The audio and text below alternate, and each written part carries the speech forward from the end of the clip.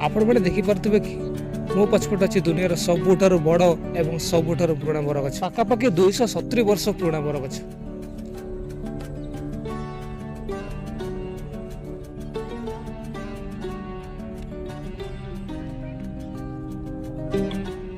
तो finally guys मु पहुंच जाइए कलिकतार बोटानिकल गार्डन भितर एवं एई गार्डन भितर अछि दुनियार सबुठारु बड़ बरगछ।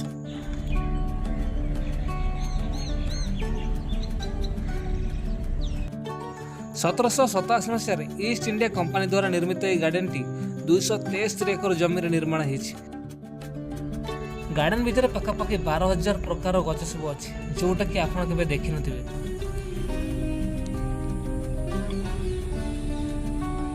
कलिकता सहर बोटानिकल गार्डन दूरत्व मात्र 16 किलोमीटर। बोटानिकल गार्डन को जीवाई आपन को बस अति सहजरे मिल जाए, नचेत आपन को ओला टैक्सी किंबा रैपिड बाइक रेंट रे भी मिल जाए।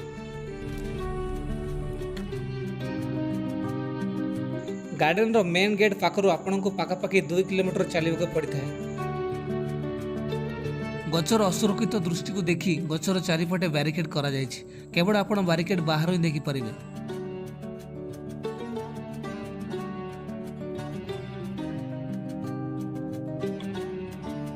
मो लाइफ रे आगरो एते विशालकाय गछ केबे देखि नथिली, केवल सुनिथिली, किंतु आज मो प्रथम थर देखुची, विश्वास करि पारनै।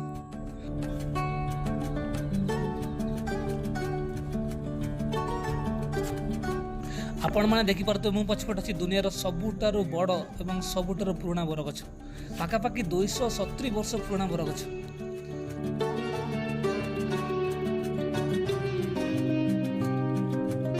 पाखापाखि 4 एकर जमी कवर करथिबा ए ग्रेड बानियन ट्री रो मुख्य गंडीटा 1925 मसीह काटि दिया जायतिला, कारण 1864 मसीहा एवं 2010 मसीहार बड़ बात्यारे मोड़ गंडीटा डैमेज हो जायतिला।